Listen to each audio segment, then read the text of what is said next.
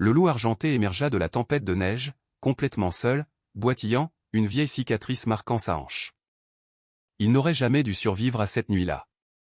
Mais au plus profond de la forêt glaciale, un vieux garde forestier avait sacrifié ses mains, et sa fille son unique violon, pour l'arracher aux griffes de la mort. Personne ne le vit partir.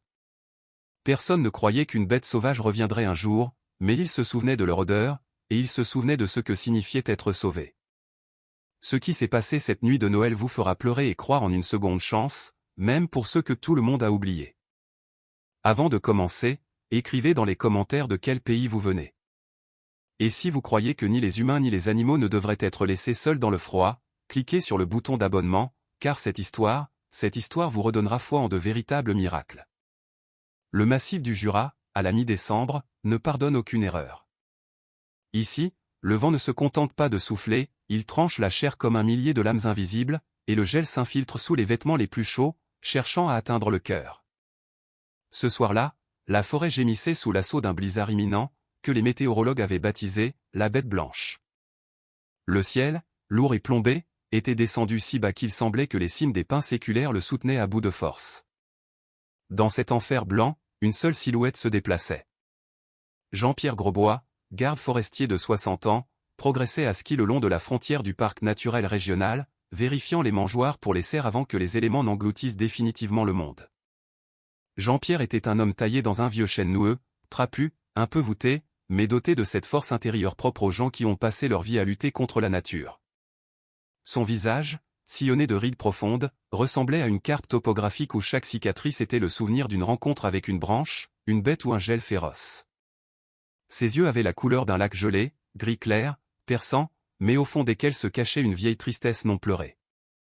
5 ans plus tôt, dans une tempête maudite similaire, il avait perdu sa femme, Monique. Elle était sortie vérifier la serre et s'était perdue à 100 mètres de la maison. Son cœur n'avait pas supporté le froid. Depuis, Jean-Pierre était devenu silencieux. Sa voix s'était enrouée à force de mutisme, et son caractère s'était durci comme la résine au gel. Il vivait seul dans sa maison forestière isolée, évitant les gens. Ses seuls interlocuteurs étaient le vent et le vieux poêle dans sa demeure. La neige tombait en un mur blanc, la visibilité était presque nulle. Jean-Pierre ajusta sur son épaule son vieux fusil, qu'il portait plus par habitude que pour se protéger, et décida de faire demi-tour. Ses vieux os lui faisaient mal, annonçant que la température allait chuter en dessous de -20. Mais soudain, à travers le hurlement du vent et le craquement des branches qui se brisaient, un son parvint à ses oreilles. Ce n'était pas le grincement d'un arbre ni le ululement d'un hibou. C'était un son qui fit parcourir un frisson dans le dos du vieux forestier, pourtant habitué à tout, un gémissement fin, aigu, plein de désespoir. Il résonnait de manière si plaintive et perçante que c'était comme si l'âme même de la forêt appelait à l'aide. Jean-Pierre s'arrêta, enleva sa lourde chapka, exposant sa tête chenue au vent glacial pour mieux entendre. Le son se répéta, plus faible, plus bas, mais plus distinct. Il venait de quelque part en contrebas, dans le ravin près du ruisseau noir. Un endroit funeste et dangereux, où l'on disait que l'eau ne gelait jamais complètement, même dans les froids les plus rudes, à cause des sources qui jaillissaient. La raison lui disait, rentre chez toi, vieil homme, c'est un piège de la nature. Tu gèleras avant même d'y arriver. Mais son cœur, ce même cœur qui n'avait pas pu sauver Monique, se serra traîtreusement. L'image de sa femme, étendue dans la neige, fulgura dans sa mémoire avec une telle clarté que Jean-Pierre jura entre ses dents et, tournant brusquement ses skis, commença la descente dans le ravin. La descente fut une torture. Ses skis s'accrochaient sans cesse aux buissons cachés sous la neige. Le vent lui projetait au visage des poignées de grésil glacial. Arrivé au fond du ravin, Jean-Pierre vit une scène qui le figea sur place. Le ruisseau noir n'était que partiellement pris par la glace. Au milieu du paysage sombre et enneigé, s'élevait une étrange butte. En s'approchant, le forestier comprit, c'était une louve, une grande et magnifique bête à l'épaisse fourrure grise. Elle gisait sur le flanc, à moitié recouverte de neige, et était absolument immobile. La mort l'avait rattrapée depuis longtemps. Son corps s'était transformé en une statue de glace, mais ce son, ce gémissement, ne venait pas d'elle. Jean-Pierre contourna le cadavre de la mère et vit ce qui le fit oublier le froid. Un peu plus loin, dans une trouée où la glace était mince et traîtresse, une créature minuscule se débattait. C'était un louveteau, tout petit, pas plus de 2 ou 3 mois. Sa fourrure était d'une couleur inhabituelle, argentée comme le givre à l'aube, une rareté dans les forêts locales. Le petit était tombé dans un trou dans la glace, et la bouillie glacée autour de lui commençait à se solidifier rapidement, se transformant en un piège mortel. Seule sa tête et ses pattes avant dépassaient de l'eau, avec lesquelles il griffait en vain le bord glissant de la glace. L'arrière de son corps était déjà solidement pris sous l'eau. Le louveteau, en voyant l'homme, essaya de grogner, mais seul un râle pitoyable sortit de sa gorge. Ses yeux, immenses, d'un jaune ambré, ne regardaient pas Jean-Pierre avec l'agressivité d'un prédateur, mais avec la supplication d'une créature consciente de sa faim. Il était épuisé, ses forces l'abandonnaient, et chaque mouvement lui coûtait un effort incroyable. Jean-Pierre comprit ce qui s'était passé. La meute avait probablement traversé le ruisseau, la glace avait cédé sous le poids du jeune inexpérimenté. La mère avait tenté de le sortir, mais elle était visiblement blessée ou malade. Sur son flanc, Jean-Pierre remarqua du sang séché, dissimulé par le givre. Elle était morte à ses côtés, incapable de l'aider, protégeant son petit jusqu'à son dernier souffle. Maintenant, cette petite boule de vie était seule face à l'éternité impitoyable. Jean-Pierre déchaussa ses skis, sentant la neige s'engouffrer instantanément dans ses bottes d'hiver chaudes. Il s'approcha du bord du trou. La glace craqua de manière menaçante. Entre lui et le louveteau, il n'y avait qu'1,5 mètre, mais cette distance semblait un abîme. « Eh bien, mon petit » croassa Jean-Pierre, sa voix sonnant étrangère dans ce silence neigeux. « Tu es bien coincé, toi. Vraiment coincé. » Le louveteau cessa de se débattre et le fixa simplement. Il y avait tant de douleur et d'espoir dans ce regard que Jean-Pierre sentit quelque chose de chaud se répandre dans sa poitrine, faisant fondre la glace qui recouvrait sa propre âme depuis des années. Il ne pouvait pas partir. Pas aujourd'hui. Pas cette fois. Le vieil homme jeta un regard à la louve morte, comme pour lui demander la permission, puis, après avoir pris une profonde inspiration de l'air glacial, il fit un premier pas sur la glace fragile, allant à la rencontre de son destin. La glace sous les genoux de Jean-Pierre Grosbois gémissait et ployait, tel un être vivant mécontent de l'intrusion. Le vieux garde forestier était agenouillé au bord de la trouée, et chaque mouvement résonnait dans son corps comme une sourde angoisse. Le vent semblait résolu à ensevelir définitivement ce coin de forêt sous la neige, effaçant les traces de ski en quelques minutes. Devant lui, dans le piège de glace, tremblait une petite boule grise, un louveteau dont la vie ne tenait plus qu'à un fil plus fin qu'une toile d'araignée. Jean-Pierre comprenait qu'il n'y avait pas de temps à perdre. L'eau du ruisseau, alimentée par des sources souterraines, résistait encore au gel, mais près des berges où la bête était coincée, elle se transformait déjà en une bouillie visqueuse et mortelle, prête à emprisonner son captif pour l'éternité. Le forestier porta la main à sa ceinture pour prendre son couteau de chasse, mais la retira aussitôt. La lame était un outil trop dangereux si près de ce petit corps fragile, et un bâton de ski avec sa pointe acérée risquait de percer la peau tendre. Il ne restait qu'une seule arme, la plus fiable et la plus vulnérable, ses propres mains. Jean-Pierre regarda ses moufles, épaisses, doublées de peau de mouton, qu'il avait sauvées lors des hivers les plus rudes. Avec elles, ses doigts restaient au chaud mais perdaient toute sensibilité. Travailler avec elle revenait à essayer d'enfiler un fil dans une aiguille avec des gants de boxe. Il ne pouvait pas prendre ce risque. Serrant les dents jusqu'à faire grincer ses mâchoires, Jean-Pierre retira ses moufles et les jeta sur la neige. Le froid s'agrippa instantanément à sa peau nue, comme une meute de piranhas affamés. Ses doigts furent brûlés si violemment que Jean-Pierre siffla malgré lui, mais il ne se permit pas de s'arrêter. Il s'allongea sur le ventre, répartissant son poids sur la glace mince, et plongea ses mains dans le mélange glacé. L'eau n'était pas seulement froide, elle était épaisse de cristaux de glace, aussi tranchants que du verre brisé. Le louveteau, sentant le contact de l'homme, sursauta avec ses dernières forces, découvrant de minuscules dents de lait. Dans ses yeux, dilatés par la terreur, on lisait une méfiance sauvage et primitive. « Doucement, petit, doucement. Je ne suis pas la mort, je suis une chance, » murmura Jean-Pierre, s'efforçant de garder une voix calme, bien qu'un violent tremblement le secoua lui-même. Ses doigts palpèrent le corps de la bête sous l'eau. La fourrure était mouillée et glissante, mais en dessous, il sentait à peine battre le cœur. Très vite, comme celui d'un oiseau capturé. Jean-Pierre commença à déblayer la bouillie de glace, cassant les bords tranchants du trou qui s'enfonçait dans les flancs du louveteau. Le sang perla sur les doigts du forestier. Les arêtes de glace lui coupaient la peau, mais il ne sentait déjà plus la douleur, seulement un engourdissement qui remontait lentement mais sûrement du bout de ses doigts vers ses poignets. Il parvint à libérer les pattes avant et la poitrine de la bête, mais l'arrière de son corps résistait. Quelque chose retenait le louveteau en bas, dans les profondeurs noires. Jean-Pierre plongea ses mains plus profondément, jusqu'au coude dans l'eau glaciale, réprimant un cri de douleur insupportable qui lui transperça les os.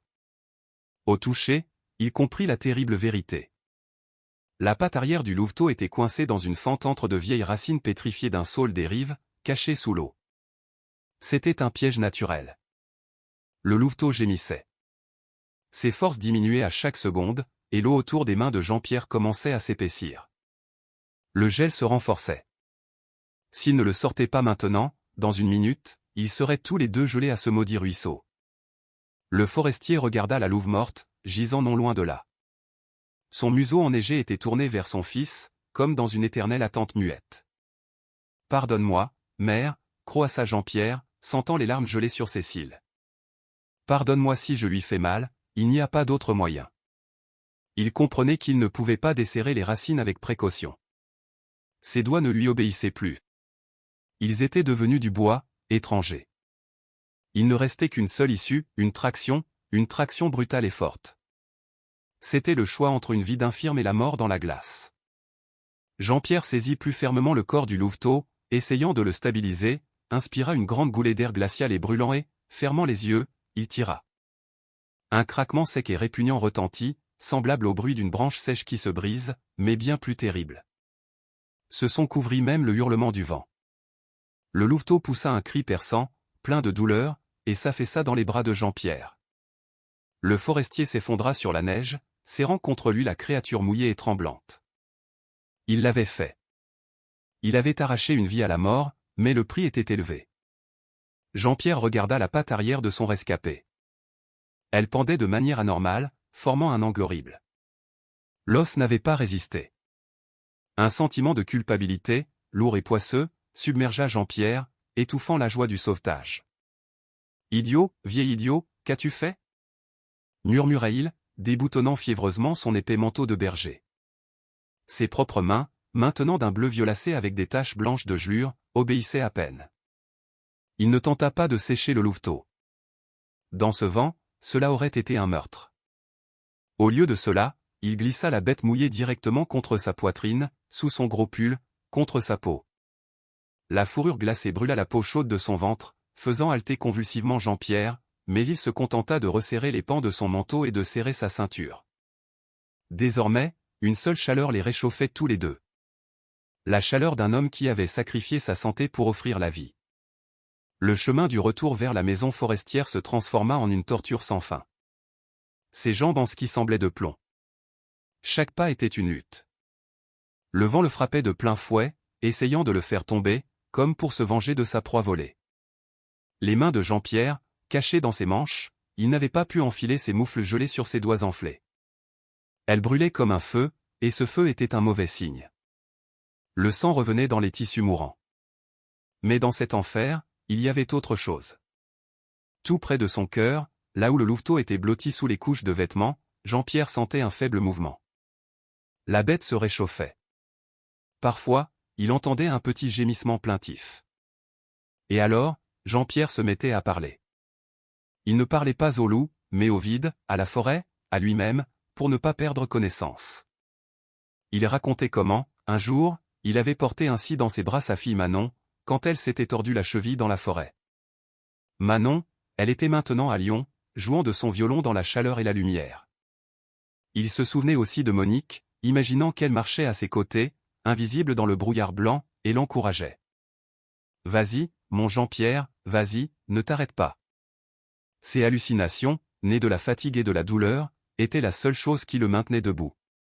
La forêt autour semblait un labyrinthe sombre et hostile, mais le vieil homme la connaissait par cœur. Quand, enfin, à travers le voile de neige, la faible lueur de la lampe sur le porche de la maison forestière apparut, Jean-Pierre faillit s'effondrer. C'était le phare de son salut. Il atteignit la porte, s'effondra littéralement dans l'entrée, faisant tomber ses skis avec fracas. À l'intérieur, ça sentait les herbes sèches et la fumée, l'odeur de la vie. Jean-Pierre glissa le long du mur jusqu'au sol, incapable même de se lever pour enlever ses bottes. La première chose qu'il fit, grimaçant de douleur dans ses doigts tordus, fut de déboutonner son manteau. Dessous ses vêtements apparut un museau pointu aux yeux clos. Le louveteau respirait. Lourdement, rauquement, mais il respirait. Jean-Pierre regarda ses mains, elles étaient enflées, la peau tendue avait pris une teinte cireuse sinistre. Mais ça, ce serait pour plus tard. La douleur viendrait plus tard. Pour l'instant, assis sur le plancher en bois dans l'entrée sombre, le vieux forestier regardait la petite bête sauvée et comprenait que cette nuit avait changé à jamais non seulement le destin du loup, mais aussi le sien. Il avait fait un échange, donné une partie de lui-même pour que cette boule de poils grise voie le lever du jour. Et ce lever du jour était devenu leur objectif commun. Il faisait chaud dans la maison, ça sentait le pain sec et le vieux tabac, mais un frisson intérieur secouait Jean-Pierre. Il était assis sur un banc de bois brut, retirant avec peine ses vêtements gelés qui tenaient debout sur le sol, comme l'armure de glace d'un chevalier vaincu. Il fallait d'abord s'occuper de ses mains. Ses doigts, qui une demi-heure plus tôt étaient blancs et durs comme du marbre, prenaient maintenant une teinte bleutée effrayante et commençaient à pulser, comme si quelqu'un soufflait dans de minuscules forges à l'intérieur de chaque phalange. La douleur revenait, et c'était une bonne nouvelle. Cela signifiait que les tissus étaient vivants. Mais cette douleur était si aiguë que des points noirs dansaient devant les yeux du vieux forestier. Il savait quoi faire. Pas de bain chaud, pas de friction avec de la neige, seulement un réchauffement progressif et de la graisse. Jean-Pierre sortit de sa trousse de secours un pot de graisse d'oie mélangée à de la propolis, un vieux remède éprouvé que Monique préparait encore, et, grimaçant à chaque contact, il en enduisit généreusement ses mains mutilées. Puis il les enveloppa dans un tissu de flanelle douce, en prenant soin de ne pas serrer trop fort. Maintenant qu'il s'était occupé de lui, c'était au tour de celui pour qui il avait sacrifié sa santé. Le louveteau était allongé sur une peau de mouton près du poêle, là où Jean-Pierre l'avait laissé. Il était inconscient, sa respiration superficielle et rapide. Sa fourrure mouillée commençait à sécher, se transformant en un duvet argenté. Mais sa patte arrière avait un aspect terrible. Elle était tordue de manière anormale. L'enflure augmentait rapidement. Jean-Pierre comprenait qu'il ne pouvait pas laisser une bête sauvage, même petite, simplement dans la pièce. S'il se réveillait, la douleur et la peur le feraient se débattre. Il mettrait la maison sens dessus dessous et, pire encore, il achèverait sa patte cassée. Il fallait un endroit sûr et calme. Et c'est là que Jean-Pierre se souvint. Il se souvint de l'héritage du lieu. Autrefois, bien avant, à l'emplacement de cette maison forestière se trouvait le manoir d'un riche marchand, amateur de vins étrangers. La maison avait brûlé, mais la profonde cave en pierre avait survécu, et les constructeurs qui avaient érigé la maison forestière avaient simplement posé le plancher par-dessus, laissant une trappe secrète. Jean-Pierre l'utilisait comme un réfrigérateur pour ses conserves, mais l'endroit était sec et, surtout, silencieux. La trappe se trouvait sous la lourde table en chêne, recouverte d'un tapis. En grognant et en maudissant ses doigts raides, Jean-Pierre déplaça la table, écarta le tapis et souleva le lourd couvercle. Une odeur de terre et d'humidité monta de l'obscurité. Mais c'était une odeur de sécurité. Il descendit une brassée de vieilles couvertures, y aménagea un nid douillet et plaça à côté une gamelle d'eau. Ensuite, en essayant de ne pas déranger l'os cassé, il transporta délicatement le louveteau endormi en bas. À la lumière d'une lampe à pétrole, la bête paraissait minuscule et sans défense, ne ressemblant en rien au redoutable prédateur qu'il deviendrait. Jean-Pierre tenta de lui poser une attelle improvisée avec 2 planchettes lisses pour immobiliser un tant soit peu la fracture. C'était un travail d'orfèvre pour ses mains enflées, mais il y parvint, marmonnant des mots apaisants, bien que le louveteau ne l'entendît pas. Patience, petit argent, patience. Demain, on trouvera une solution, chuchotait-il en caressant la tête de la bête. Sa fourrure était étonnamment douce au toucher, comme de la soie. Le silence de la maison fut soudain déchiré par le crépitement de la vieille radio accrochée au mur. Jean-Pierre sursauta. À travers les parasites, une voix autoritaire et légèrement nasillarde perça. Maison forestière 5. Répondez au centre. Grosbois, tu t'es endormi ou tu es gelé? Terminé. C'était Nicolas Leroy, le chef du district forestier. Nicolas était un homme de la nouvelle génération, la cinquantaine, toujours rasé de près, sentant une eau de colonne chère qui se mélangeait étrangement à l'odeur de la forêt, créant un bouquet nauséabond. C'était un bureaucrate jusqu'à la moelle, grand mais flasque, avec des yeux aqueux et fuyants et une grimace perpétuelle de dégoût sur le visage lorsqu'il devait quitter son bureau chauffé. Pour Nicolas, la forêt n'était pas un organisme vivant, mais un ensemble de ressources et de rapports. Les animaux ne l'intéressaient que sous deux formes, comme trophée pour des invités importants ou comme chiffre dans un registre. Jean-Pierre le détestait d'une haine sourde et silencieuse, mais il ne pouvait pas entrer en conflit ouvertement. Il ne lui restait que peu de temps avant la retraite, et il fallait bien vivre quelque part. Grosbois se leva lourdement, s'approcha de la radio et appuya sur le bouton de transmission avec sa main bandée. Grosbois à l'écoute. Je ne dors pas. La tempête est si forte que l'antenne a failli être arrachée. Terminé. Écoute attentivement, Jean-Pierre. La voix de Nicolas se fit plus dure. Nous avons une urgence. Les fermiers du village se plaignent des loups. Ils disent qu'une meute est devenue complètement effrontée. Ils ont tué un veau. Nous avons des ordres d'en haut, régulation de la population. Si tu vois des traces ou les bêtes elles-mêmes, tire pour tuer. Et on a aussi des informations selon lesquelles des braconniers ont laissé des animaux blessés. Si tu trouves une bête blessée, ne t'avise pas de t'en occuper. Tu établis un rapport et tu l'élimines. On n'a pas besoin de maladies. La rage circule en ce moment. Tu m'as compris? Demain, dès que la tempête se calmera, je viendrai personnellement avec une commission de la ville pour une inspection. On vérifiera la sécurité incendie et en même temps ton secteur. Fin de transmission. La radio se tut, mais les mots de Nicolas restèrent suspendus dans l'air, lourds comme du plomb. Éliminé. Ce mot lui écorcha l'oreille. Jean-Pierre regarda la trappe fermée dans le sol. En bas reposait une créature qui, selon les lois de Nicolas, devait être détruite immédiatement. Le mensonge qu'il venait de prononcer par son silence lui pesa sur l'âme. Il avait toujours vécu selon sa conscience, mais aujourd'hui, sa conscience exigeait de violer la loi. Jean-Pierre commença à préparer de la nourriture pour son prisonnier. Il fit chauffer du lait, y ajouta un jaune d'œuf et un peu de graisse fondue, un mélange nutritif avec lequel il avait autrefois soigné un jeune fan orphelin. Prenant une seringue sans aiguille, il n'y avait pas de tétine à trouver et la lampe, il descendit de nouveau dans la cave. Le louveteau ne dormait plus. Dès que la lumière de la lampe toucha le coin où le nid avait été aménagé, Jean-Pierre vit deux yeux jaunes flamboyants. La bête était morte de peur. En voyant la main de l'homme s'approcher, il retroussa les babines, découvrant des crocs blancs, acérés comme des aiguilles, et émit un grognement sourd et guttural. Ce n'était pas le grognement d'un enfant, mais celui d'une bête sauvage acculée. Il tenta de reculer, mais sa patte cassée lui infligea une douleur atroce, et il gémit, recommençant à grogner. Jean-Pierre se figea. Il comprenait qu'un seul faux mouvement, et le louveteau lui sauterait à la gorge ou à la main, malgré sa taille.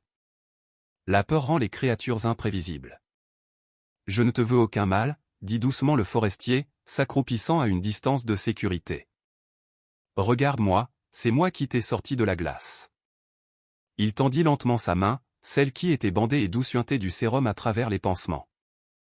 L'odeur de sang frais et de médicaments frappa le nez sensible du prédateur. Le louveteau cessa de grogner. Il tendit le cou, reniflant. Il se souvenait de cette odeur. C'était l'odeur de la douleur, mais une douleur mêlée de chaleur. Il se souvenait comment cette chaleur l'avait enveloppé alors que le froid avait presque emporté sa vie.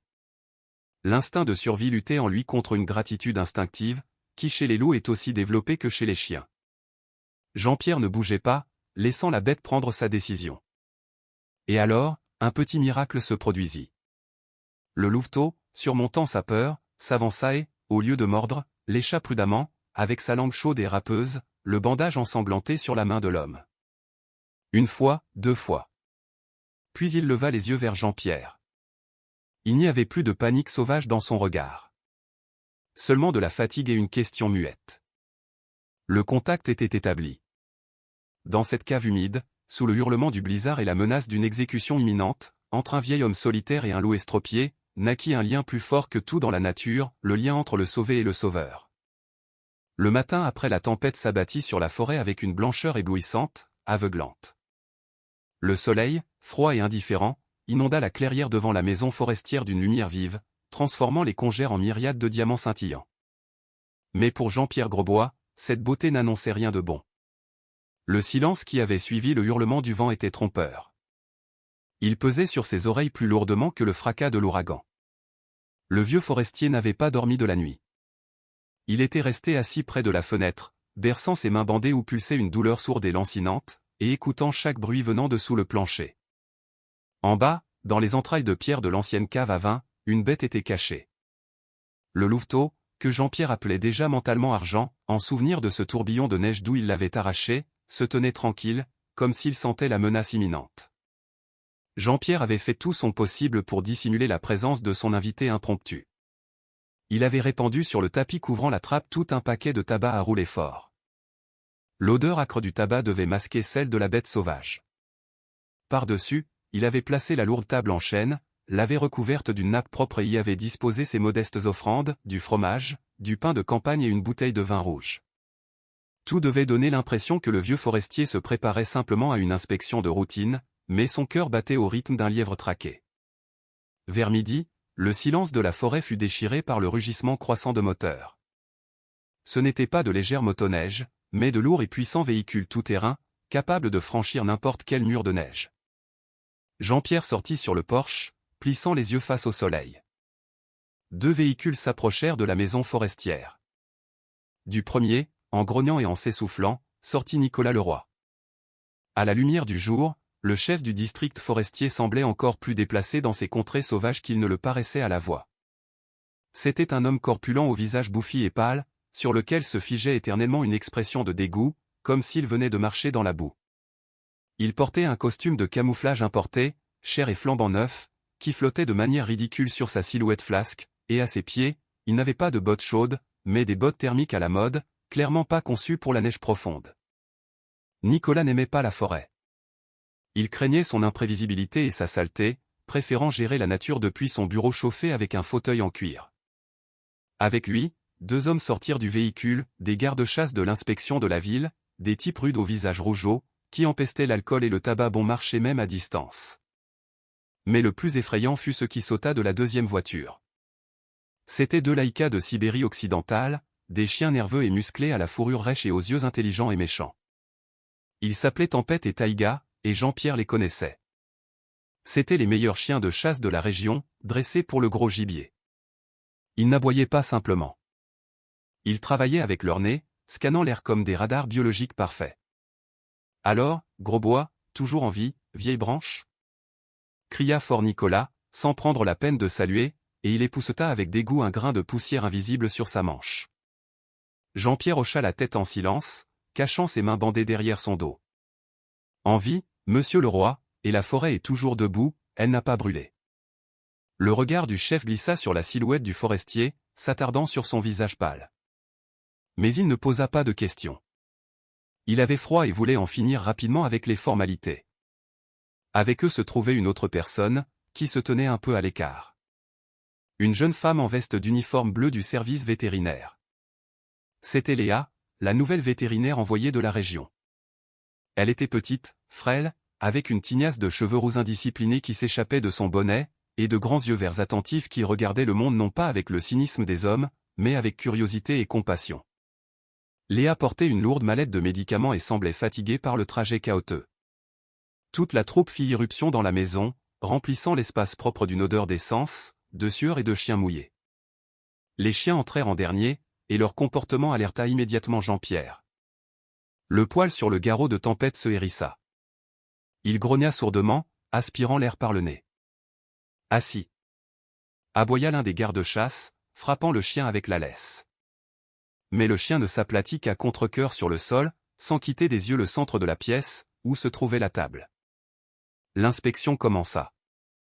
Nicolas feuilletait paresseusement les registres, faisant semblant de lire, bien que ses pensées fussent occupées par le déjeuner à venir.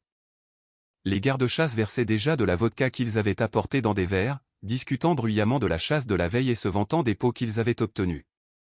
Leur voix résonnait dans la petite maison, troublant la paix séculaire de ses murs. Jean-Pierre se tenait près du poêle, essayant de ne pas attirer l'attention, et priait pour que l'odeur de tabac fasse effet. Mais la nature reprit ses droits. Quand les gardes-chasse commencèrent à couper le fromage, faisant tomber un morceau par terre, Taïga se précipita vers la table. Elle ignora la nourriture. Au lieu de cela, elle se mit à renifler avidement les fentes du plancher, juste au pied de la table, sous le tapis. Sa queue se mit à frétiller nerveusement, et elle émit un son aigu et plaintif, le signal du chasseur qui a flairé sa proie. Tempête la rejoignit aussitôt, commençant à gratter le tapis avec ses griffes, éparpillant le tabac répandu. « Qu'est-ce qu'ils ont ?» demanda Nicolas d'un ton mécontent, levant les yeux de ses papiers. « Des souris, sans doute, chef, » dit rapidement Jean-Pierre, sentant une sueur froide couler dans son dos. L'hiver, les souris viennent se réfugier sous la maison, pour se réchauffer. Les chiens deviennent faux avec l'odeur. « Des souris ?» répéta l'un des gardes-chasse en plissant les yeux. « Mes chiens ne réagissent pas aux souris. C'est une grosse bête. » Tempête ne travaille que sur du prédateur. La tension dans la pièce s'épaissit, devenant presque palpable. Les chiens ne se contentaient plus de gratter, ils hurlaient, tentant de saisir le bord du tapis avec leurs dents. Nicolas se leva lentement. Son visage prit une vilaine couleur de suspicion. « Enlevez-moi cette table, » ordonna-t-il au garde-chasse. « Monsieur le roi, ce n'est pas la peine, il n'y a que mes conserves, » commença Jean-Pierre, faisant un pas en avant, mais le chef l'arrêta d'un geste. « Silence, Grosbois. C'est moi qui décide ce qui est nécessaire ou non. Enlevez la table. » Les gardes-chasse, obéissant à l'ordre, déplacèrent la lourde table en chêne avec un grand fracas. Les chiens devinrent fous, aboyant maintenant ouvertement, tirant sur leurs laisses. L'un des gardes-chasse jeta le tapis d'un geste brusque. En dessous, on découvrit une trappe en bois massif, des fentes de laquelle s'échappait maintenant distinctement non pas l'odeur du tabac, mais cette odeur musquée spécifique de bêtes sauvages, impossible à confondre. Nicolas s'approcha de la trappe, sortit une puissante lampe de poche de sa poche et fit un signe de tête au garde-chasse, « Ouvre !» Jean-Pierre ferma les yeux. C'était fini. Le couvercle de la trappe se souleva avec un lourd grincement, révélant la gueule noire de la cave. Le faisceau de la lampe torche trancha l'obscurité et arracha des ténèbres le coin où, sur un tas de couvertures, blotti contre le mur de pierre, gisait le louveteau. Il ne gémissait pas, il retroussait les babines, prêt à défendre sa vie jusqu'au bout, malgré sa patte cassée. Ses yeux brûlaient dans le faisceau de lumière d'un feu diabolique. Un loup, souffla le garde-chasse, reculant et saisissant sa carabine. Nicolas regarda dans la fosse, et son visage se tordit de fureur. Il tourna lentement son regard vers Jean-Pierre. « Tu as complètement perdu la tête, vieil homme » siffla-t-il, et sa voix avait des accents métalliques. « Tu as ramené une bête sauvage, un prédateur, dans une maison forestière de l'État ? Tu sais ce que tu risques pour ça ? Je t'avais donné un ordre. Pas d'animaux blessés. » Un silence de mort s'installa dans la maison, seulement troublé par le grognement des chiens qui se débattaient pour se lancer au combat. Léa, la vétérinaire, laissa échapper un hoquet de surprise, couvrant sa bouche de sa main, et fit un pas en avant, essayant de mieux voir la bête. Mais Nicolas la repoussa brutalement de l'épaule. « Sortez-le de là » hurla-t-il au garde-chasse en postillonnant. « Vite ! Et abattez-le derrière la grange. Je ne vais pas permettre qu'on élève un chenil pour loup ici. Que je ne le vois plus dans 5 minutes. » Les gardes-chasse, souriant narquoisement, commencèrent à descendre dans la cave, enroulant des cordes en lasso autour de leurs mains. Pour eux, c'était un divertissement, la continuation de la chasse. Jean-Pierre fit un bond pour leur barrer la route, oubliant la douleur et la subordination. « Je ne vous laisserai pas faire » cria-t-il d'une voix rauque, protégeant le passage de son corps, « il faudra me passer sur le corps. » Mais les forces étaient inégales. L'un des gardes-chasse poussa brutalement le vieil homme dans la poitrine, et Jean-Pierre, perdant l'équilibre, s'effondra sur le sol, se cognant ses mains douloureuses. Il gémit, non pas de douleur physique, mais d'impuissance, en regardant le lasso voler vers le bas, dans l'obscurité, vers la petite créature estropiée qu'il avait juré de protéger. Les cris dans la petite maison se mêlèrent aux aboiements des chiens, créant une cacophonie de folie. Le garde-chasse, un colosse au visage rouge et en sueur, avait déjà levé la jambe pour descendre dans la trappe, tenant le nœud coulant, quand soudain une voix fine mais étonnamment d'acier trancha ce chaos. « Arrêtez ! J'ai dit, stop !» Léa, la frêle jeune vétérinaire qui jusqu'alors semblait n'être qu'une ombre silencieuse, se transforma soudainement. Elle jeta son sac de son épaule d'un geste brusque et se posta juste devant le bord de la fosse, écartant les bras, barrant le chemin au garde-chasse. Dans ses yeux verts, effrayés une minute auparavant, brûlait maintenant le feu froid de la fureur professionnelle. « vous n'avez pas le droit de tuer un animal sans un examen officiel, martelait-elle chaque mot, regardant droit dans les yeux un Nicolas abasourdi. Selon la loi sur le contrôle vétérinaire, toute bête sauvage trouvée doit d'abord être examinée pour la rage et les infections particulièrement dangereuses. Si vous le faites saigner maintenant ici, dans un local d'habitation, et qu'il s'avère malade, je placerai cette maison forestière en quarantaine pour 3 mois. C'est ce que vous voulez, monsieur le roi? Le chef du district forestier se figea. La menace d'une quarantaine était plus effrayante que la pitié. Cela signifiait des inspections, de la paperasse et l'arrêt de toutes ces excursions de chasse officieuses. Il grimaça comme s'il avait mangé un citron et fit un signe de la main au garde-chasse. « Écarte-toi, Marc. Laisse la fille jeter un œil. Mais s'il est enragé, tu les abats tous les deux. » Marc cracha par terre, mais il s'écarta. Léa, sans perdre une seconde, sortit de sa mallette une lampe de poche et une paire de gants épais. Elle ne demanda pas d'aide. Agile comme un chat, elle descendit par l'échelle branlante dans les entrailles sombres de la cave. Jean-Pierre, toujours allongé sur le sol et se relevant avec peine sur les coudes, la suivait du regard, le cœur battant à tout rompre. Le silence s'installa en bas. Le louveteau avait commencé à grogner, mais Léa lui parla, non pas en minaudant, mais d'une voix basse et calme, émettant d'étranges sifflements, imitant les signaux apaisants des animaux. Le grognement cessa. 1 minute plus tard, la voix de Léa s'éleva de l'obscurité, mais elle sonnait maintenant inquiète. « J'ai besoin d'aide. Il faut le monter. Mais doucement, il est en état de choc. Donnez-moi une couverture. » Les gardes-chasse, en maugréant, descendirent une vieille couverture de laine. À deux avec Léa, ils réussirent tant bien que mal à remonter le lourd paquet et le déposèrent directement sur la table à manger, qui croulait sous les amuse-gueules peu de temps auparavant. À la lumière vive de la lampe, Argent avait l'air pitoyable. Sa fourrure était collée par la saleté et le sang séché. Ses yeux étaient révulsés, sa respiration saccadée. Mais le plus effrayant était sa patte arrière. Elle avait enflé jusqu'à la taille d'une bûche et était tordue dans un angle anormal. L'os appuyé contre la peau de l'intérieur, prêt à la percer.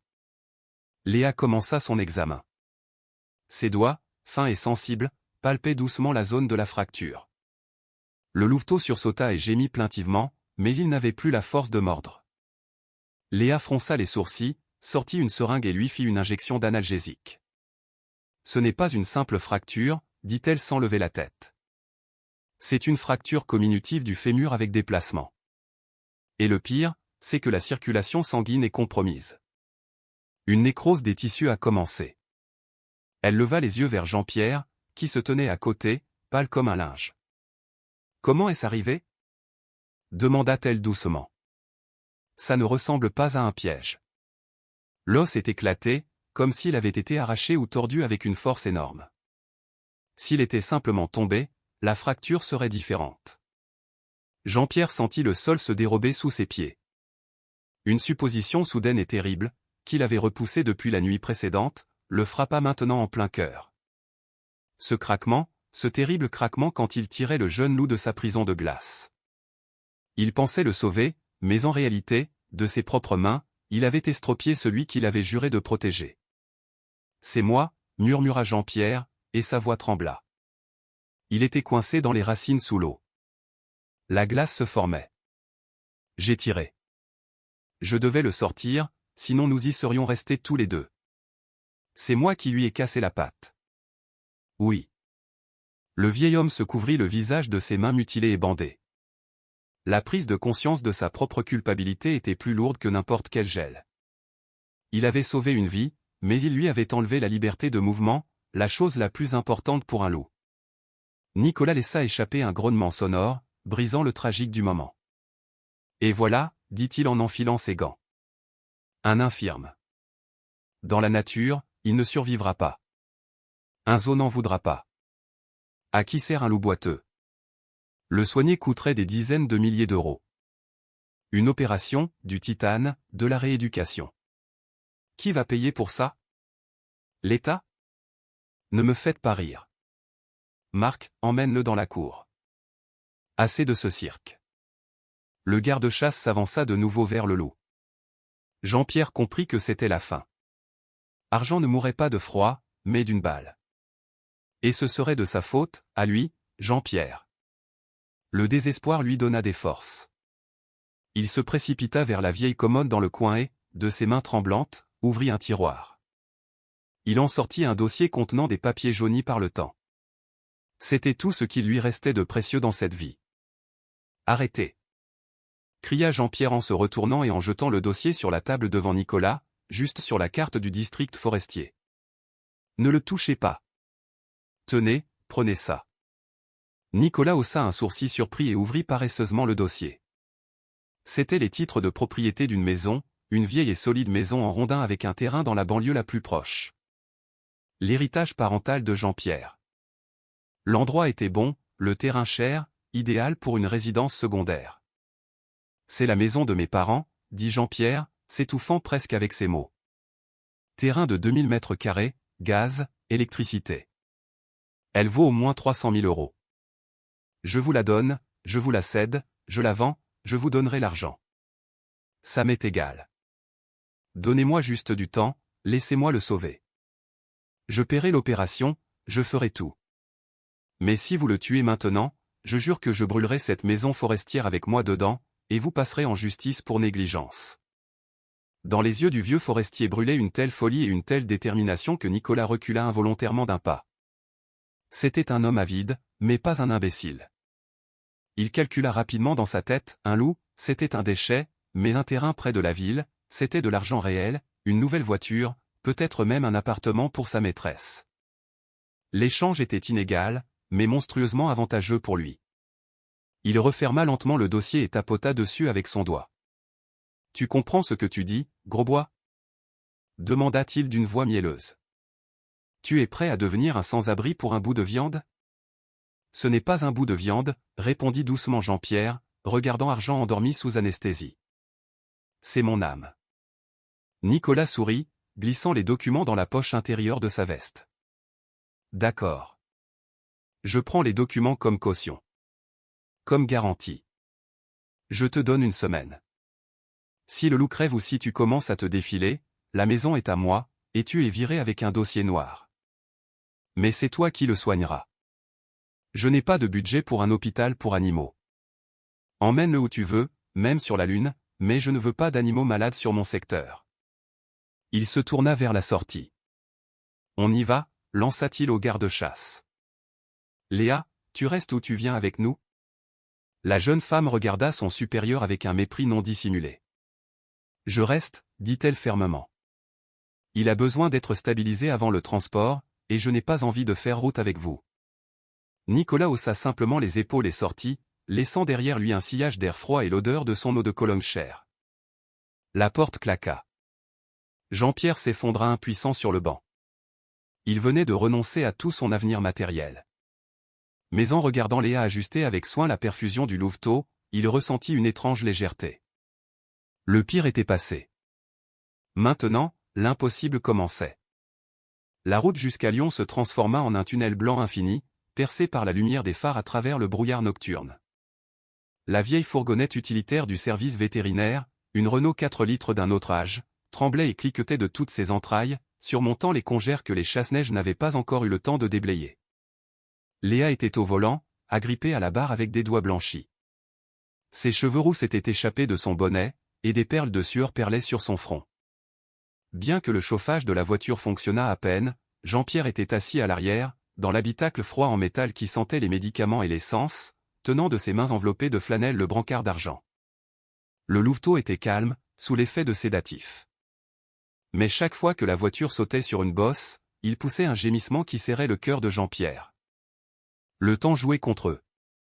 À chaque minute, la pâte enflait davantage, et la nécrose dont parlait Léa pouvait devenir irréversible. Il roulait depuis 4 heures, et la ville, qui semblait un mythe lointain, commençait à se manifester par des lumières à l'horizon, une lueur froide et indifférente de la civilisation. Quand les premiers immeubles apparurent au loin, Jean-Pierre sut qu'il devait passer un appel. C'était plus terrifiant que de se jeter dans l'eau glacée. Il sortit son vieux téléphone à clapet, qu'il gardait uniquement pour les urgences, et, essayant de viser les touches avec ses doigts bandés et raidis, il composa le numéro qu'il connaissait par cœur, mais qu'il n'avait pas appelé depuis 3 ans. Les tonalités furent longues, traînantes, comme pour tester sa détermination. Finalement, quelqu'un décrocha. Allô. La voix était sèche, cassante comme une feuille d'automne. C'était Manon, sa fille. Manon, c'est papa, croassa Jean-Pierre, sentant sa gorge s'assécher. Un silence s'installa à l'autre bout du fil, si dense qu'on pouvait entendre la respiration de la ville. Je sais qui c'est, répondit-elle sans émotion. Qu'est-ce qui s'est passé? Tu n'appelles jamais pour rien. Jean-Pierre ferma les yeux. Je suis en ville, à Lyon. J'ai besoin d'aide. Pas d'argent. Enfin. J'ai besoin que tu viennes. Je vais à une clinique vétérinaire sur la presqu'île. C'est une question de vie ou de mort, Manon. Pas la mienne, mais peut-être la mienne aussi. Il lui expliqua péniblement l'adresse que Léa lui avait dictée. Manon resta silencieuse quelques secondes, puis lança brièvement « J'arrive ». Et elle raccrocha. Il n'y avait aucune chaleur dans cette courte réponse, seulement un devoir. Mais pour Jean-Pierre, c'était déjà un cadeau du ciel. La clinique du docteur. Bernard Moreau les accueillit avec une propreté stérile, une lumière vive et une odeur de chlore qui contrastait violemment avec l'odeur de forêt émanant de Jean-Pierre. C'était un établissement de luxe, sol en marbre, canapé en cuir, personnel en blouses impeccables.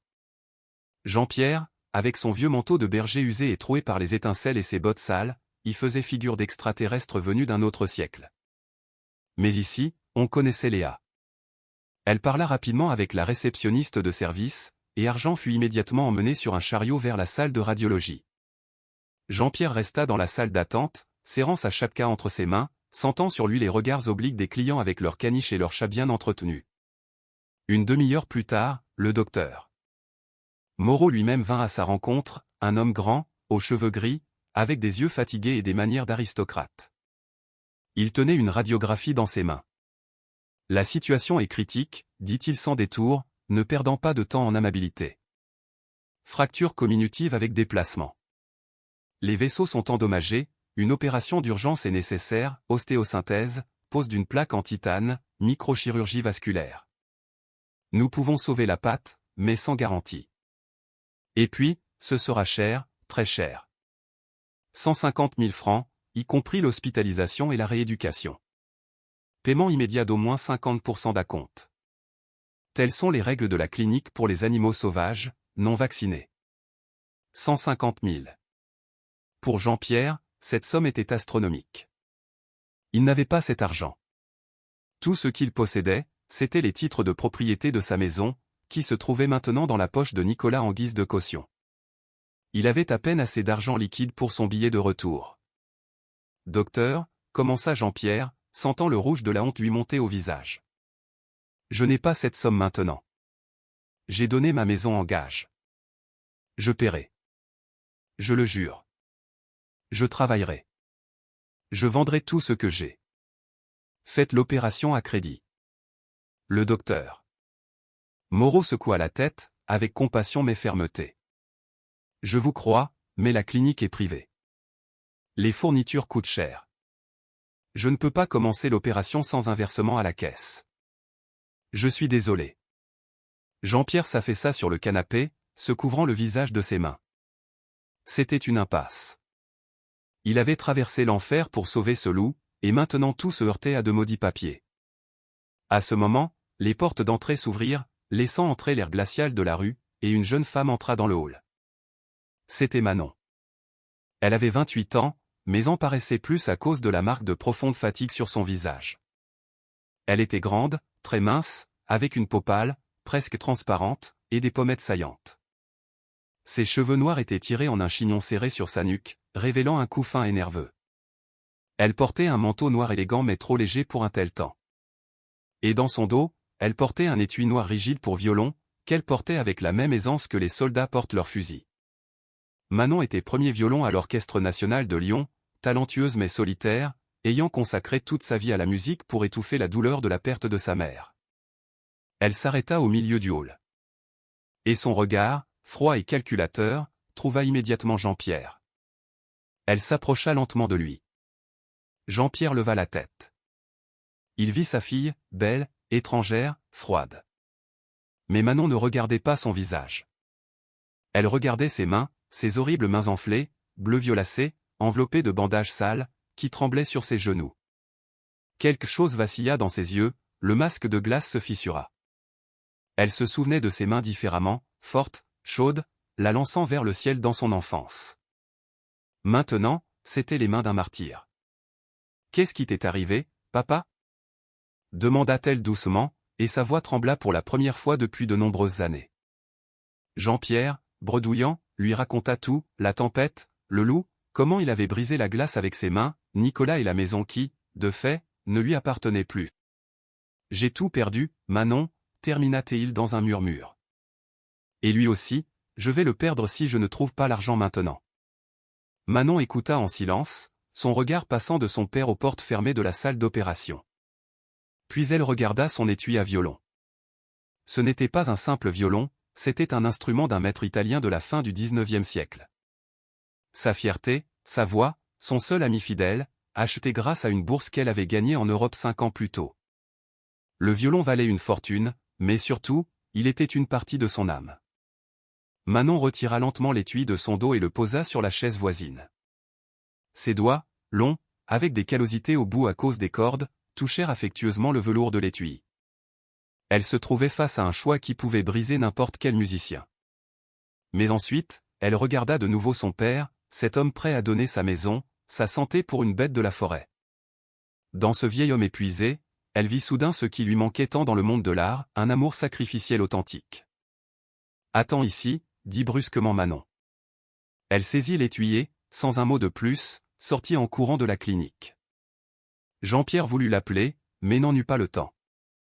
Une heure s'écoula, l'heure la plus longue de la vie de Jean-Pierre. Il pensait qu'elle était partie pour de bon, l'abandonnant, lui, le vieil homme fou. Mais les portes s'ouvrirent à nouveau. Manon était de retour.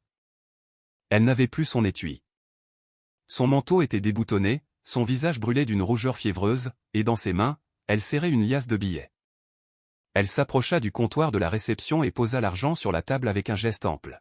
« Il y a 150 000, dit-elle fort, pour que le docteur Moreau, sorti au bruit, l'entende. Opérez-le tout de suite. » Jean-Pierre était pétrifié. Il regardait le dos vide de sa fille, là où se trouvait autrefois l'étui. « Manon » murmura-t-il en se levant. « Où est le violon ? Que as-tu fait ?» Manon se tourna vers lui. Des larmes emplissaient ses yeux, mais elle souriait pour la première fois depuis de nombreuses années. C'était un sourire triste, mais lumineux. J'ai appelé un collectionneur. Il le convoitait depuis longtemps. Il habite rue de la République. J'ai eu le temps, dit-elle simplement. Jean-Pierre la saisit par les épaules avec ses mains malades, sans sentir la douleur. Mais c'est ta vie, ta carrière. Tu ne pouvais pas. Manon couvrit ses paumes estropiées de ses fins doigts de musicienne et les serra fort. Un violon, ce n'est que du bois et des cordes, papa. J'en achèterai un autre, je gagnerai de l'argent. Mais la vie. La vie ne s'achète pas. Tu l'as sauvée en sacrifiant tes mains, et moi, je sauve ton cœur, parce que si ce loup meurt, tu mourras avec lui. Je ne veux pas être orpheline une seconde fois. À ce moment, les portes de la salle d'opération s'ouvrirent, et le docteur Moreau leur fit un signe de tête. Nous commençons. Tout ira bien. Jean-Pierre serra sa fille contre sa poitrine, et dans le couloir stérile de la clinique, 2 personnes pleuraient en s'étreignant, tandis que derrière le mur, les médecins se battaient pour la vie d'un petit prédateur gris qui avait réuni leur famille brisée. L'appartement de Manon, au 15e étage d'un immeuble moderne dans un quartier résidentiel de Lyon, devint pour Argent à la fois une arche de salut et une prison de haute sécurité. Après une opération complexe de 5 heures, au cours de laquelle le docteur Moreau avait littéralement reconstitué pièce par pièce le fémur brisé et l'avait fixé avec une plaque en titane, le louveteau ne devait pas être dérangé. Le médecin avait rendu un verdict sévère, immobilisation totale pendant au moins 6 semaines. Pour une bête sauvage active, cela sonnait comme une condamnation. Argent était allongé dans un vaste enclos de rééducation que Jean-Pierre avait construit au milieu du salon d'une blancheur stérile, à l'aide d'un parc pour bébés et de vieilles planches de bois. La partie inférieure du corps du louveteau était enserrée dans un corset en plastique rigide, une structure complexe fixant le bassin et la patte, ne lui laissant aucune possibilité de bouger et de se blesser. Les premiers jours furent un enfer. Le réveil de l'anesthésie fut difficile. Argent s'agitait dans un demi-délire, grognant contre des ennemis invisibles, rongeant les barreaux de l'enclos et hurlant si tristement que les voisins du dessous commencèrent à taper sur les radiateurs. Jean-Pierre ne le quittait pas d'une semelle. Le vieux forestier dormait là, sur un matelas jeté au sol, ignorant le canapé moelleux que lui proposait sa fille. Ses propres mains guérissaient lentement, les brûlures du froid s'étaient couvertes d'une croûte épaisse, la peau pelait par lambeaux, et chaque mouvement de ses doigts provoquait une douleur. Mais il changeait obstinément les alaises sous le loup alité, le nourrissait à la petite cuillère de viande mixée et lui parlait pendant des heures, calmant la bête de sa voix basse et profonde. Manon observait cette scène avec des sentiments mitigés. Son appartement, toujours impeccablement propre, sentant la lavande et le minimalisme, était maintenant imprégné de l'odeur lourde et sauvage de la bête, des médicaments et de la sueur. Mais chose étrange, ce chaos avait ramené la vie dans sa maison froide. Privée de son violon, Manon se sentait comme si on lui avait amputé un bras. Les premiers jours, elle errait dans les pièces comme une ombre, ne sachant que faire de ses doigts libérés, habituée au manche et à l'archet. Dans un coin du salon se trouvait un vieux piano droit roniche, qu'elle avait hérité avec l'appartement des anciens propriétaires. Il était désaccordé, couvert d'une couche de poussière et servait plutôt d'étagère pour les livres. Un soir, alors qu'Argent était particulièrement agité, gémissant de douleurs fantômes dans son os en voie de guérison, et que Jean-Pierre, épuisé, s'était assoupi assis près de l'enclos, Manon s'approcha de l'instrument. Elle souleva le couvercle, et les touches, jaunies par le temps, semblèrent lui sourire d'un sourire édenté. Elle les toucha avec hésitation, produisant un premier accord légèrement faux. Dans l'enclos, Argent se tut. Il leva la tête, dressa les oreilles et tourna son museau dans sa direction. Manon continua. Elle ne jouait pas la musique classique qu'elle avait apprise au conservatoire, mais quelque chose de simple, d'intuitif, une mélodie ressemblant au bruit de la pluie ou au bruissement des feuilles. Les sons du piano, doux et profonds, remplirent la pièce. Le louveteau posa sa tête sur ses pattes et ferma les yeux. Sa respiration se régularisa. À partir de ce soir-là, ce devint un rituel. Chaque fois que la jungle de pierre pesait sur la bête des bois, Manon s'asseyait au piano, et la musique devenait le pont qui reliait leur monde, remplaçant pour Argent le vent, et pour Manon son violon vendu. Pendant ce temps, l'histoire du forestier qui avait sauvé un loup au prix de sa propre santé et de sa maison, et de la violoniste qui avait vendu son instrument pour l'opération, s'était répandue au-delà des murs de la clinique. Léa, la vétérinaire, qui ne pouvait rester à l'écart, publia un message détaillé sur les réseaux sociaux, joignant des photos de Jean-Pierre avec ses mains bandées et d'argent dans son plâtre. L'effet fut celui d'une bombe. En 24 heures, le message recueillit des centaines de milliers de vues. Des gens de tout le pays, touchés par ce drame, commencèrent à envoyer de l'argent. La collecte de fonds lancée par Léa pour la rééducation fut clôturée en 3 jours avec un énorme excédent. Mais la principale conséquence de cette publicité ne fut pas un miracle financier, mais un appel du district forestier. Un matin, le téléphone de Jean-Pierre, posé sur la table de la cuisine, sonna. Le nom de Nicolas s'afficha à l'écran. Jean-Pierre, qui changeait à ce moment-là l'eau dans la gamelle d'argent, se tendit, s'attendant à de nouvelles menaces. Mais la voix du chef au téléphone était mielleuse, écœurante de politesse. Jean-Pierre Grosbois. Mon cher ami, pérorait Nicolas, comme s'ils étaient les meilleurs amis du monde. Tu as vu les informations sur nous à la télévision nationale? Il prépare un reportage, il parle d'un acte héroïque d'un employé du parc naturel. Écoute, il y a un truc. Je t'ai renvoyé tes titres de propriété par coursier. Tu ne comprends pas les blagues ou quoi? Quelle caution? On est entre nous. Je voulais juste te couvrir, pour que tu ne fasses pas de bêtises. Allez, soigne la bête. Nous sommes fiers de toi. Et quand les journalistes viendront, dis-leur que l'administration t'a soutenu sur tous les plans, a fourni le transport. D'accord? Jean-Pierre écouta en silence ce flot d'hypocrisie, serrant le poing de sa main valide. Il avait envie de cracher dans le téléphone, mais il regarda Argent, puis Manon qui buvait son café près de la fenêtre, et se retint. Rendez-moi les documents, dit-il sèchement. Et ce que je dirai aux journalistes, je déciderai moi-même. Il raccrocha. La menace de perdre sa maison était passée. L'opinion publique s'était avérée plus redoutable que n'importe quel fusil. Les semaines passèrent. La neige derrière la fenêtre fit place à la gadoue, puis à un timide soleil de printemps. Le jour arriva, le jour où l'on retira le corset. Le docteur Moreau vint chez eux pour ne pas traumatiser davantage la bête par un transport. Lorsque les chaînes de plastique tombèrent, Argent parut désorienté. Sa patte arrière, sur laquelle se dessinait maintenant une longue cicatrice, était mince. Les muscles s'étaient atrophiés par l'inactivité. Il essaya de se lever et tomba aussitôt, gémissant plaintivement. Mais Jean-Pierre était là. Commencèrent alors les longues journées de rééducation. Le vieil homme, dont les propres mains étaient presque guéries, bien que toujours couvertes de vilaines cicatrices rouges, massait pendant des heures la patte du loup, forçant le sang à circuler dans les veines. Il construisit des déambulateurs spéciaux avec des serviettes, soutenant l'arrière-train d'Argent pendant qu'il réapprenait à marcher sur le parquet. Pas à pas, jour après jour.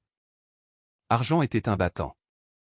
Il endurait la douleur, il tombait, mais se relevait toujours, motivé par l'odeur de la viande cuite et la voix douce de l'homme. Début avril, il se déplaçait déjà avec assurance dans l'appartement, ne boitant que légèrement. Il avait grandi, s'était fortifié. Son duvet de louveteau avait été remplacé par une fourrure d'adolescent rêche, de cette même teinte argentée rare. Mais avec la force, la mélancolie était revenue. L'appartement était devenu trop étroit pour lui. Argent s'approchait de plus en plus souvent de la baie vitrée du salon. Il posait ses pattes avant sur le rebord de la fenêtre et regardait la ville en bas. Du 15e étage, les voitures ressemblaient à des scarabées et les gens à des fourmis. Mais ce n'était pas eux qu'il regardait. Son regard ambré était fixé au loin, au-delà de l'horizon, là où les boîtes grises des immeubles laissaient place à une sombre bande de forêt. Il sentait le printemps même à travers les doubles vitrages. Ses narines se dilataient, captant les courants d'air microscopiques de la ventilation. La nuit, il se mit à hurler. Ce n'était plus le gémissement de douleur du début, mais un appel profond et ancestral. Manon se réveillait à cause de ce hurlement, et elle se sentait à la fois effrayée et triste. Un soir, alors qu'elle jouait un nocturne de Chopin, Argent ne se coucha pas comme d'habitude. Il s'approcha de la porte du balcon et commença à gratter la vitre avec ses griffes, y laissant de profondes rayures. Jean-Pierre, assis dans son fauteuil, posa son journal. Son regard croisa celui de sa fille. Des larmes perlaient dans les yeux de Manon, mais elle hocha la tête. Ils comprirent tous les deux sans un mot. Ce n'est pas un chien domestique, Manon, dit doucement Jean-Pierre en s'approchant de la fenêtre et en posant sa main sur le garrot de la bête. Argent tressaillit, mais ne recula pas. Nous avons sauvé son corps, mais nous tuons son esprit. Cette ville, ces murs, c'est la mort pour lui. Il entend l'appel. Là-bas, dans le nord, la neige fond en ce moment, les cerfs migrent.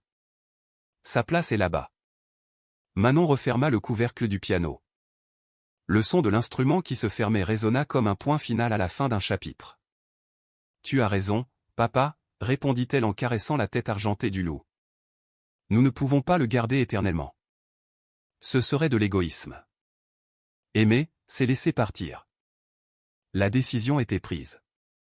Ils commencèrent à se préparer pour le dernier voyage, de retour dans le Jura, là où cette histoire avait commencé, pour rendre à la forêt ce qui lui avait été volé, mais sauvé par l'amour. Le printemps dans le Jura n'arrive pas à pas timide, mais déferle en un torrent impétueux, brisant la glace sur les rivières et emplissant l'air d'une odeur de terre mouillée et de résine. Ce jour-là, 3 ans plus tard, lorsque le vieux 4x4 de Jean-Pierre s'arrêta au bord du ravin familier, près du ruisseau noir, la nature sembla retenir son souffle. Argent, qui n'était plus cette boule de poil sans défense mais un jeune loup robuste à la fourrure argentée et brillante, était nerveux. Pendant tout le trajet, il avait gémi et griffé la garniture du siège, sentant les odeurs familières qui stimulaient sa mémoire génétique. Lorsque Jean-Pierre ouvrit la portière et retira de son cou le collier de cuir, dernier symbole de sa captivité, Argent ne se précipita pas immédiatement dans le taillis. Il sauta à terre, inspira à plein poumon l'air enivrant de la liberté et se tourna vers les humains. Jean-Pierre se tenait là, appuyé sur un bâton. Ses mains, couvertes de cicatrices, pendaient impuissantes le long de son corps. Manon, à ses côtés, s'emmitouflait dans un châle, cachant ses larmes. Le loup s'approcha du forestier et, pour la dernière fois, frotta son nez humide contre sa paume rugueuse. C'était un adieu sans mots, une promesse de se souvenir. Puis il se retourna et se mit à courir. Sa course était légère, malgré une claudication à peine perceptible, trace de cette terrible nuit et de l'opération salvatrice. Au sommet de la colline, sur fond de l'immense disque rouge du soleil couchant, il s'arrêta, jeta un regard en arrière et poussa un long hurlement vibrant. Ce n'était pas un gémissement, mais un hymne à la vie, qui résonna en écho dans toute la forêt, affirmant son retour à la maison. Puis il disparut, se fondant dans l'ombre des arbres, laissant dans l'âme de 2 personnes un vide retentissant. 3 ans passèrent. Le temps, meilleur des médecins, avait refermé les blessures, tant sur le corps que dans l'âme.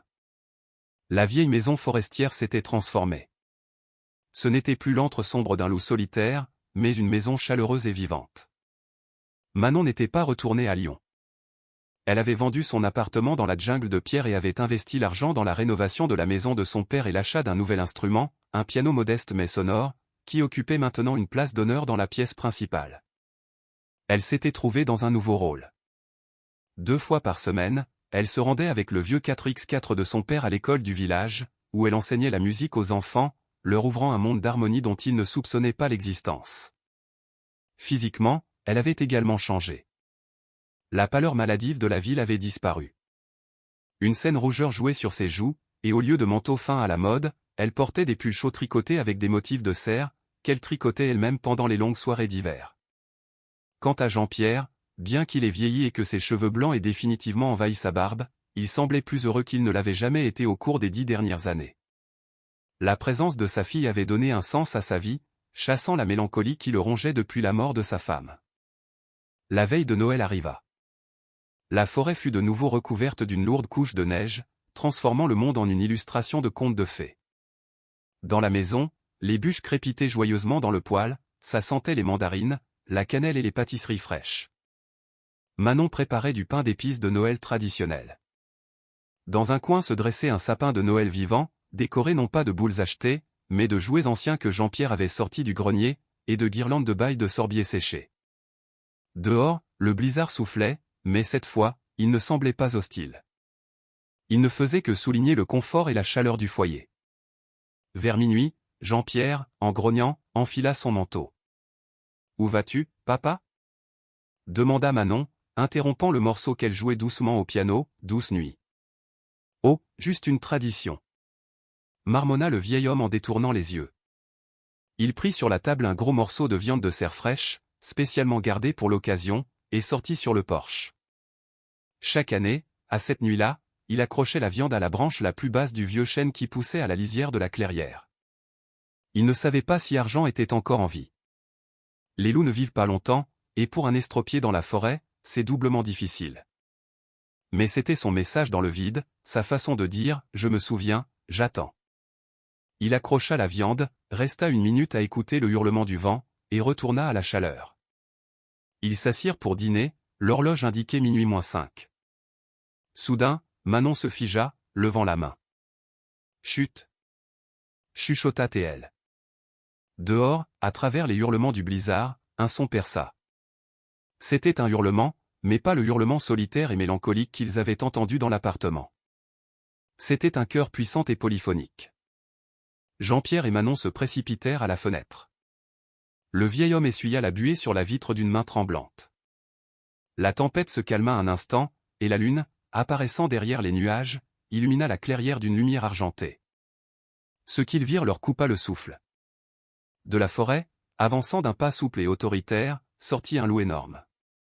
Sa fourrure scintillait d'argent sous la lumière de la lune. Il était immense, plus large d'épaules que n'importe quelle bête que Jean-Pierre avait jamais vue. Il se déplaçait avec assurance, comme un roi inspectant ses domaines. Mais le plus important, c'est que lorsqu'il se tourna de profil, Jean-Pierre vit la longue cicatrice claire qui courait le long de sa hanche arrière. C'était lui, Argent. Il avait survécu, il était devenu adulte, il avait vaincu le destin. Mais il n'était pas venu seul. Derrière lui, reniflant prudemment, sortit une louve, gracieuse, avec des reflets roux, visiblement plus jeune que lui. Elle se tenait légèrement en retrait, faisant confiance à son chef. Et autour d'eux, culbutant dans la neige et s'attrapant par la queue, couraient 3 louveteaux dodus et pelucheux. C'était une famille, une vraie famille solide. Argent s'approcha du chêne, renifla la viande, mais ne la mangea pas. Il la détacha avec ses dents, la jeta devant la louve et ses petits. C'était un geste de soin et d'autorité. Les louveteaux se jetèrent immédiatement sur le festin, grognant et se bousculant, tandis qu'Argent les laissa et s'avança lentement vers la maison. Jean-Pierre et Manon se tenaient près de la grande fenêtre, n'osant pas bouger. Le loup s'approcha tout près. Il leva sa tête énorme et regarda droit dans les yeux des humains à travers la fine vitre. Dans son regard ambré, il n'y avait ni peur, ni agressivité, ni même de supplication.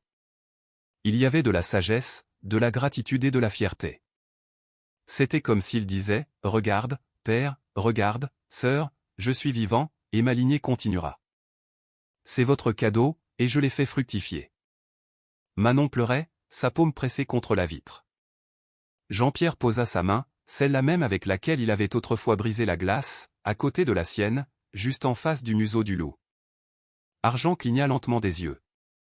Son souffle chaud créa une tache de buée sur la vitre. Il resta ainsi pendant de longues secondes, permettant aux humains d'absorber ce moment, de s'en souvenir pour toujours. Puis, entendant au loin le premier coup des cloches de l'église du village annonçant Noël, il recula. Il émit un court grognement, rassemblant sa meute. La louve et les louveteaux, repus et satisfaits, le rejoignirent. Argent jeta un dernier regard à la fenêtre illuminée, aux deux silhouettes figées à l'intérieur, et ramena sa famille dans l'obscurité protectrice de la forêt. Jean-Pierre passa un bras autour des épaules de sa fille. Son vieux cœur usé battait régulièrement et fort. Il comprit que sa vie n'avait pas été vaine. Quelque part là-bas, dans la nuit enneigée, courait une partie vivante de son âme, libre et heureuse. C'était un véritable miracle de Noël. Pas de la magie, mais la force de l'amour, capable de vaincre même la mort. Chers amis, l'histoire de Jean-Pierre, Manon et du loup Argent n'est pas simplement un conte sur la nature sauvage. C'est un rappel pour chacun de nous de la grande puissance de la miséricorde. Nous cherchons souvent des miracles quelque part loin dans les cieux, mais Dieu les accomplit ici, sur terre, de nos propres mains. Rappelez-vous, Jean-Pierre a sacrifié ses mains pour briser la glace. Manon a sacrifié son précieux violon pour payer le sauvetage. Ils ont donné ce qu'ils avaient de plus cher. Et Dieu n'a pas laissé ce sacrifice sans réponse. Il leur a rendu au centuple, non pas en argent ou en gloire, mais en quelque chose de bien plus grand. Il a guéri leur solitude, réuni leur famille et offert une vie qui s'est poursuivie dans les enfants d'argent. Cette histoire nous apprend que le bien ne se perd jamais. Dans notre vie quotidienne, lorsque nous aidons les faibles, pardonnons les offenses ou partageons le peu que nous avons avec ceux qui sont dans le besoin, nous accomplissons un petit miracle. N'ayez jamais peur de donner, car comme on dit, la main qui donne ne s'appauvrit jamais. Le vrai Noël n'arrive pas lorsque nous recevons des cadeaux, mais lorsque nous ouvrons nos cœurs à l'amour, même envers ceux qui sont très différents de nous. Je prie de tout mon cœur pour chacun de vous qui avez regardé cette histoire jusqu'au bout. Que le Seigneur vous protège, vous et vos familles, de toutes les tempêtes de la vie, comme le vieux forestier a protégé son loup. Que vos maisons soient toujours chaudes, qu'il y ait toujours du pain sur votre table, et dans votre âme une lumière douce et la paix. Que vos enfants et petits-enfants retrouvent toujours le chemin de la maison, comme Manon l'a retrouvé. Si cette histoire a touché votre âme, si vous croyez que l'amour peut surmonter tous les obstacles, s'il vous plaît, partagez cette vidéo avec vos proches. Peut-être qu'ils ont besoin de cette chaleur en ce moment même. Abonnez-vous à notre chaîne, l'Ami des loups, pour ne pas nous perdre dans ce vaste monde. Et je vous demande d'écrire un seul mot dans les commentaires, Amen. Que ce soit le signe de notre foi commune en la bonté et de notre gratitude envers Dieu pour chaque jour vécu. Que Dieu vous garde. À bientôt.